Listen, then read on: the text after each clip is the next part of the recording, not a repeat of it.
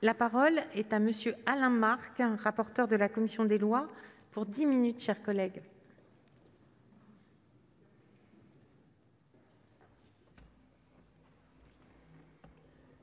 Madame la présidente, monsieur le ministre, madame la présidente de la commission des lois, mes chers collègues, la proposition de loi que nous examinons aujourd'hui vise à doter les juridictions de nouveaux outils juridiques afin de les aider à rendre la justice au plus près de nos concitoyens et à répondre sans délai aux petits délits du quotidien. Elle répond ainsi aux objectifs que le Premier ministre Jean Castex avait assignés au ministère de la Justice dans son discours de politique générale. Cette proposition de loi fait suite à une circulaire de la Chancellerie en date du 15 décembre 2020 qui incite les chefs de juridiction à prendre différentes initiatives pour se rapprocher du terrain tout en prenant mieux en charge les victimes. En allouant des moyens nouveaux pour le recrutement de magistrats à titre temporaire, de magistrats honoraires ou de délégués du procureur, le budget de la justice devrait faciliter la mise en œuvre de ces mesures. Le texte dont nous sommes saisis résulte d'une initiative parlementaire puisqu'il a été déposé par nos collègues députés du groupe Agir ensemble. Il présente néanmoins un caractère assez technique et plusieurs dispositions qu'il contient sont très ponctuelles. La proposition de loi contient quatre catégories des mesures qui concernent les alternatives aux poursuites et la composition pénale, la mise en œuvre des peines de travail d'intérêt général, le recouvrement des contraventions, enfin des mesures de simplification des procédures concernant l'appel des jugements d'assises et les pourvois en cassation.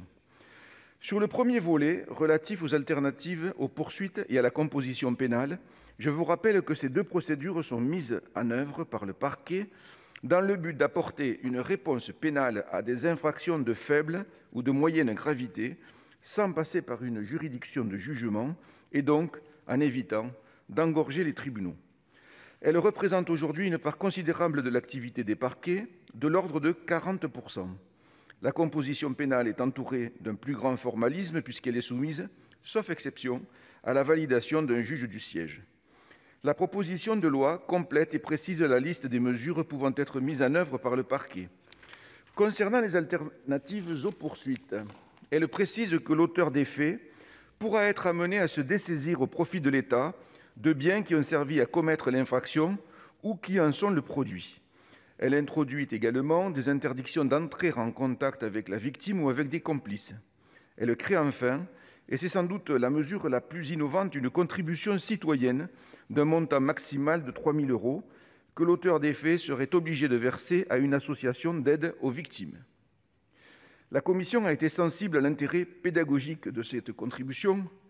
L'ancien conseiller pédagogique que j'y suis y est particulièrement attaché, qui aidera l'auteur des faits à prendre conscience des conséquences de ses actes, tout en exprimant une forme de reconnaissance pour le travail remarquable accompli par ces associations auprès des victimes d'infractions. Concernant la composition pénale, le texte prévoit de porter de 60 à 100 le nombre maximal d'heures de travail non rémunérées, dit TNR, pouvant être effectuées, et il ouvre la possibilité de suivre un stage de responsabilité parentale. Il prévoit également de supprimer l'obligation de validation par un juge du siège des compositions conclues en matière contraventionnelle. En ce qui concerne le travail non rémunéré, la commission a adopté un amendement afin de l'inclure dans le champ de l'expérimentation prévue par la loi du 23 mars 2019 de programmation et de réforme pour la justice. Cette expérimentation vise à évaluer dans quelle mesure le secteur de l'économie sociale et solidaire peut participer à l'accueil des personnes condamnées à une peine de travail d'intérêt général. Il nous paraît intéressant que le secteur de l'économie sociale et solidaire puisse aussi accueillir des travaux non rémunérés. Au moment de dresser le bilan de l'expérimentation, il serait ainsi possible de croiser le regard du parquet et celui du juge d'application des peines afin de disposer d'une évaluation plus complète. Je remercie le Gouvernement d'avoir accueilli favorablement notre suggestion de modifier le code de la sécurité sociale afin que les personnes qui effectuent un travail non rémunéré dans le cadre d'une transaction conclue avec le maire puissent être indemnisées en cas d'accident du travail ou de maladie professionnelle. Cette modification permettra de combler une lacune qui compliquait la vie de nos communes. Sur une proposition d'Alain Richard et de nos collègues du groupe RDPI, la commission a également souhaité autoriser l'Agence de gestion et de recouvrement des avoirs saisis et confisqués à mettre des biens immobiliers saisis dans le cadre d'une procédure pénale à la disposition d'associations ou de fondations reconnues d'utilité publique ou à la disposition d'organismes qui participent à la politique du logement. Je précise que cette mesure a déjà été adoptée par le Sénat et par l'Assemblée nationale à l'occasion de l'examen de la proposition de loi visant à améliorer la trésorerie des associations, dont nous ne savons pas quand elle sera réinscrite à l'ordre du jour. C'était donc l'occasion ici de l'inscrire. Le deuxième volet du texte vise à fluidifier l'exécution des peines de travail d'intérêt général, les TIG. La peine de TIG présente un réel intérêt pour prévenir la récidive et pour favoriser la réinsertion sociale et professionnelle des condamnés. Une agence du travail d'intérêt général et de l'insertion professionnelle des personnes placées sous main de justice, ATIGIP, a été créée à la fin de l'année 2018 afin de prospecter de manière plus systématique les employeurs susceptibles de proposer des TIG. Deux mesures complémentaires sont envisagées par le texte. D'abord, il est proposé de confier au directeur du service pénitentiaire d'insertion et de probation, les SPIP, certaines tâches actuellement dévolues au juge de l'application des peines. Le directeur du SPIP deviendrait compétent pour fixer les modalités d'exécution de la peine et il serait chargé d'instruire les demandes des employeurs désireux de proposer des TIG. Responsable de la bonne exécution des peines, le JAP conserverait toutefois la possibilité de statuer lui-même lorsque cela lui paraît justifié. Dans une large mesure, ces dispositions ne font qu'entériner la pratique constatée sur le terrain. Dans les faits, c'est bien le directeur du SPIP qui assume ses missions, tandis que le JAP se contente, sauf exception, de valider les décisions qui lui sont soumises. La deuxième mesure consiste à supprimer l'obligation d'un examen médical préalable avant d'effectuer un TIG. L'examen médical serait maintenu seulement dans certaines hypothèses, précisées par décret, justifiées par la nature des travaux à accomplir ou par les caractéristiques du condamné, s'il s'agit d'un mineur par exemple.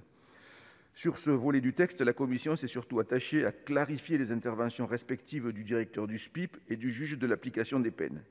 Les directeurs de SPIP effectuent un travail remarquable qui n'est peut-être pas toujours apprécié à sa juste valeur et il nous paraît important de souligner à l'occasion de l'examen de ce texte les responsabilités éminentes qu'ils assument.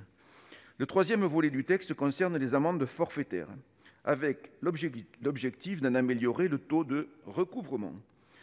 Le dispositif de l'amende forfaitaire a fait la preuve de son efficacité pour sanctionner les infractions de masse sans engorger les tribunaux.